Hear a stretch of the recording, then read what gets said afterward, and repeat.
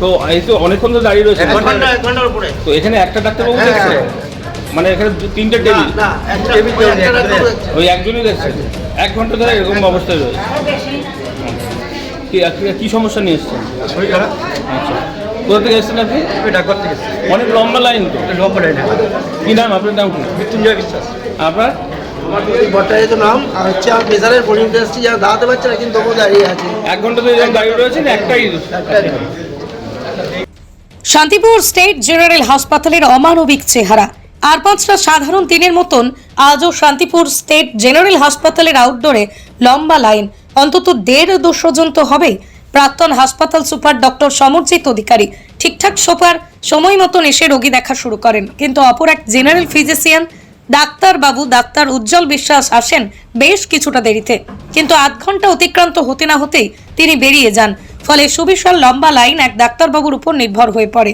গুরুতর অসুস্থতা নিয়ে যারা এসেছেন তারা অনেকেই লাইন ছেড়ে বসেছেন বেঞ্চে, তবে ডাক্তার উজ্জ্বল বিশ্বাস যে কোথায় গেলেন তা কেউ বলতে পারছেন না। যদিও ডক্টর সমরজিৎ বাবু জানিয়েছেন তিনি শৌচাগারে গিয়েছেন। লাইনে দাঁড়ানো মানুষজন বলছেন তারা 1.5 ঘন্টার মধ্যে ওই ডাক্তারবাবুকে দেখেননি। গাড়িটা আপনি কোথা থেকে আসেন আর এখানে কোন ডিপার্টমেন্টে কাজ করেন? কি নাম আপনার? মানে ঘটনাটা কি আজকেই হয়েছে, এটা প্রতিদিনই মাঝে মধ্যেই হয়? গাড়ি দাদা মানে যদি কম পড়ে যায় চার্জ দেওয়া হয় না, আপনারা কাজ করতে আসছেন হাসপাতালে, তো আপনাদেরও তো সুপারকে জানানো দরকার গাড়িটা রাখবেন কোথায়। সেটা কখনো প্রশ্ন করেছেন? সুপারকে জানতে চেয়েছেন যে স্যার আমরা তো কাজ করতে আসছি, গাড়িটা রাখবো কোথায়? আর বারান্দায় নিশ্চয়ই করিডোরের মধ্যে রাখবেন না, তাতে মানুষের তো আসা যাওয়া অসুবিধা হয়। বলেছিল যে বাইরে ওখানটায় রাখতে গেলে আমাকে এই গাড়িটা এখানে রাখতে হয়। এখানে রাখলে এখানে অন্য গাড়িগুলো থেকে যায়। আর এই চার্জ দেওয়ার ব্যাপারটা? চার্জের শুরু করা যায় এবারে একদমই নেই, বাড়িতে কোনো যাওয়ার মতন আজকে না, আজকে তো এমার্জেন্সি, যে আজকের জন্য নয়। অনেকে আপনার সামনে শুনলেন, একজন বললেন মারা গিয়েছে। না, একদিন এটা সমস্যা হতে পারে, আপনার কেন, আমারও হতে পারে। আমি বলছি একটা এখান থেকে যেতে গিয়ে একজন বললো, শুনলেন, আমাদের পরিচিত না তারা, তিনি বললেন এখানে মাঝে মধ্যেই গাড়ি চার্জ দেওয়া হয়। হতে পারে সেটা আপনার গাড়ি, হতে পারে সেটা অন্যের গাড়ি, তাহলে এখানে চার্জ দেওয়া হয় তো? হ্যাঁ হয়, তো আপনার ক্ষেত্রেও 2-1 দিন হয়েছে। এ বিষয়ে অবশ্য সুপার ডক্টর তারক বর্মন ক্যামেরার সামনে প্রতিক্রিয়া না জানালেও তিনি বলেন ওয়ার্ডে ভিজিট করতে অন্যান্য কাজে যেতে হয়। অন্যদিকে আর এক অমানবিকতার চেহারা ধরা পড়ল আমাদের ক্যামেরায়, যেখানে রোগীর পরিবারদের সাইকেল মোটরসাইকেল বাইরে রাখার কথা বলা হয়, সেখানে হাসপাতালের মুষ্টিমেয় কয়েকজন স্টাফ তাদের সাইকেল মোটরসাইকেল রাখেন হাসপাতালের ভিতরেই। গুরুত্বপূর্ণ করিডোর কিংবা বারান্দার মধ্যে দুপাশে দুটো সাইকেল মোটরসাইকেল থাকলে তার মধ্যে দিয়ে সরু জায়গা, স্টেশন কিংবা হুইল চেয়ার অথবা রোগীর পরিবারের হাঁটা চলা কার্যত অসম্ভব। বহাল তবিয়তে চার্জে বসানো রয়েছে ইলেকট্রিক এক স্কুটি। আর এর দায় স্বীকার করে হাসপাতাল ইসিজি টেকনিশিয়ান অরিন্দম চক্রবর্তী জানান মাঝে মধ্যে তিনি চার্জ দেন, তবে প্রতিদিন নয়। এমনকি খোলা হয়নি ইলেকট্রিক্যাল চার্জ। প্রশ্ন উঠছে, হাসপাতাল সুপার স্পেশালিটি হওয়ার কথা উঠেছিল, যেখানে ব্লাড ব্যাংক হতে চলেছে, সেই হাসপাতালে এমন অমানবিক চেহারা আর কতদিন? সচেতন নাগরিকদের পক্ষ থেকে অভিযোগপত্র পেলে নিশ্চয়ই ব্যবস্থা নেবেন জানিয়েছেন সুপার, কিন্তু সব ক্ষেত্রেই কি অভিযোগ বাধ্যতামূলক? হাসপাতাল নিজস্ব থেকে কিছু করতে পারে না? এই প্রশ্নই সমগ্র শান্তিপুরবাসীর মধ্যে। প্রতিদিন না হোক, কিছুদিন হয়েছে, আর অন্যরাও কম বেশি এখানে চার্জ দেন। অন্যরা এখানে কেউ দেয় না। তাহলে দেয় না, তাহলে ওই যে পেশেন্ট পার্টি ওখান থেকে যাতায়াতের সময় বললেন কি করে উনি? হাসপাতালের মধ্যে আপনারা গাড়ি রাখার আপনাদের সুরক্ষিত জায়গা দরকার। আপনি তো এর আগে একদিন এসেছিলেন, আপনি তো সেদিন গাড়ি ছিলেন। আমার শুনুন, সব কিছু আমরা খেয়াল করবো এরকম মানে আছে?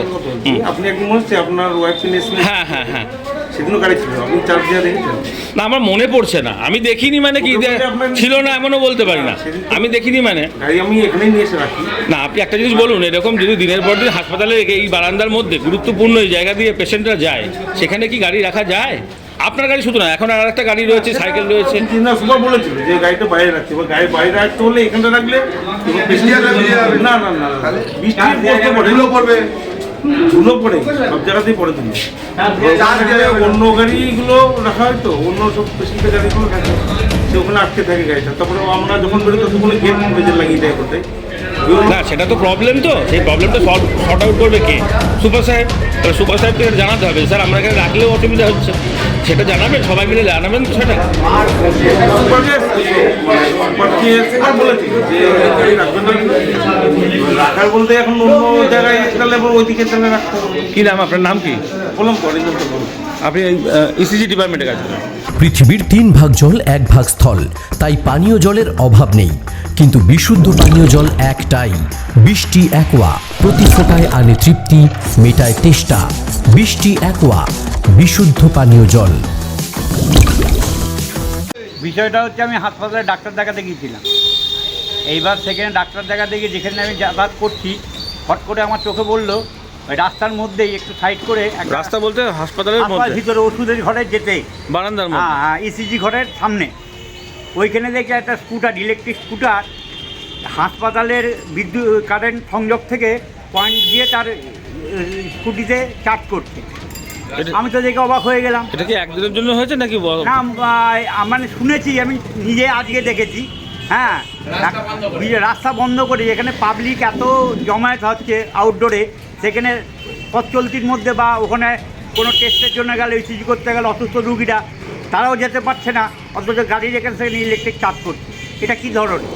তো সেটা কি মনে করছেন, মানে এটা আমি মনে করছি হাসপাতাল কর্তৃপক্ষ, ঊর্ধ্বতন কর্তৃপক্ষ যে আছেন তিনি বিষয়টি নজর দিয়ে এর ব্যবস্থা করবেন যাতে এরকম না রাখে। কোনো পেশেন্ট পার্টির তো স্কুটার হতে পারে না। না না না, পেশেন্ট পার্টির নয়, হাসপাতাল স্টাফের। কোনো স্টাফের। কার সেটা আমি বলতে পারবো না, হ্যাঁ। আমার চোখের যেটা দেখেছি সেটা আমি বলবো। এ ব্যাপারে কমপ্লেন কিছু করবেন, মানে না, কমপ্লেন করবো বলতে সুপারের সাথে হয়তো সেরকম প্রয়োজন হলে আমি 2-5 জনের সাথে কথা বলবো, তারা যদি সবাই মিলে একত্রিত হয়ে আমার সাথে যায় তাহলে গিয়ে কমপ্লেন করবো। মানে এই বিষয়টি খারাপ, ভালোভাবে দেখছেন না? না, অবশ্যই নয়। আচ্ছা, আপনার নাম আর এই জায়গার নাম? হ্যাঁ? আপনার নাম আর? আমার নাম অরুণ কুমার তলাপাত্র। আপনার এখানেই বাড়ি? হ্যাঁ, ডিএন রায় রোড। মা Manusha builders, MMB distributor, Nadia জেলার সব থেকে বড় বিল্ডার্স মা মনুষা বিল্ডার্স, রড ও সিমেন্টের পাইকারি ও খুচরো বিক্রেতা। আমাদের ঠিকানা পদ্মবিলা ঠাকুরবাড়ি, চাকদা, নদিয়া। নদিয়ার সব থেকে বড় English medium school JRS public school প্রায় 35 বিঘা জমির ওপর গড়ে উঠেছে বিশাল ক্যাম্পাস। নার্সারি থেকে শুরু করে উচ্চ মাধ্যমিক, ITI college, law college, BEd college, ভর্তি চলছে। JRS public. আপনি কোথায় ইনভেস্ট করবেন, কেন করবেন, বুঝতে পারছেন না তো? সঠিক গাইডলাইন পেতে আজই আসুন নদিয়ার চাকদাতে নিবেদিতা প্রাইভেট লিমিটেডে। Nivedita private limited, marketing and distribution service. Balcony বা সিঁড়ির রেলিং, মডিউলার কিচেন বা ড্রয়িং রুম, এক কথায় আপনার স্বপ্নের বাড়িকে করে তুলুন আরো সুন্দর। Chakdah ply centre, gorgeous look বা কোয়ালিটি সবে 3 number 1 Chakdah ply centre. Chakdah ply centre, KBM, Chakdah, Nadia. হোমওয়ার্কটা করেছো? হ্যাঁ স্যার। এ বাবা, ভুল করেছো কেন? চোখে কেমন ঝাপসা দেখছি, লিখতে আর পড়তে খুব সমস্যা হচ্ছে। চাকদার মডার্ন অপটিক্স থেকে ভালো চোখের ডাক্তার দেখিয়ে নাও। প্রতিদিন প্রকৃত চোখের ডাক্তার ও দৃষ্টি বিশেষজ্ঞ মডার্ন অপটিক্স, চাকদহে। রুম রে মাত্র 1500 টাকা থেকে স্টার, খাওয়া দাওয়া রিজনেবল প্রাইস। নদিয়ার একমাত্র 3 স্টার ক্যাটাগরি হোটেল এনবি সোনার বাংলা হোটেল, কল্যাণী এইমসের ঠিক উল্টো দিকে, কল্যাণী, নদিয়া।